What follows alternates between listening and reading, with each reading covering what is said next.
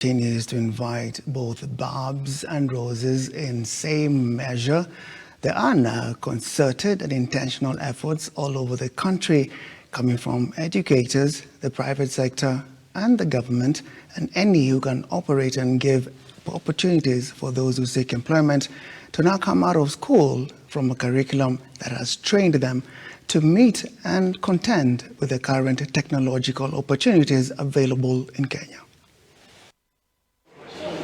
Education stakeholders led by South Korea Professor Kim Duk held a 5-day conference aimed at making education sustainable to tertiary students. The shareholders sought merging of curriculums between firms and higher learning institutions in a bid to equip learners with needed skills in the job market, reducing unemployment among graduates. The TVET institutions can find the real demands of the company, real competency of the workers of the companies, okay?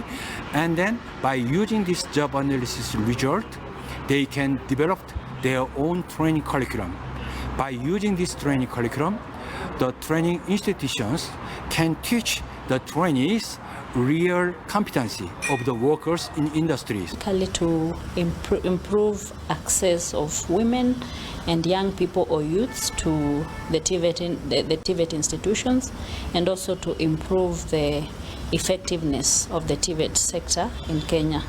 Meanwhile, as the world commemorates International Disaster Day, Kakamega Governor Fernandes Baraza assured to focus on curbing effects of climate change in Kakamega and the country at large. Baraza insisted on the need for the government and social organizations to work in fighting various disasters.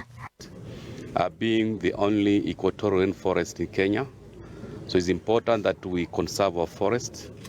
And what we are doing is to partner with UNDP and other stakeholders who are social actors to conserve our forests by doing a lot of fencing. To complement the efforts of the government.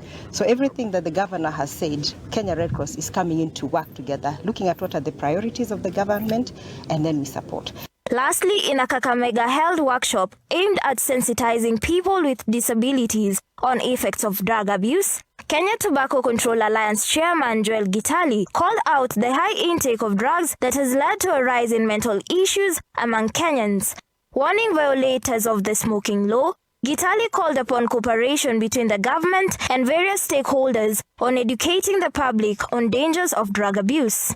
Tunagusia yale mengine ikiwa ni matumizi ya dawa za kulevya pamoja na pombe. Ni vitu ambavyo mara nyingi tunasahau ya kwamba kuna wenzetu ambao tunapozungumza hawasikii. Kwa hivyo tunawafikia ili nao pia wapate kusikia. Mutheundalana, Look Up TV.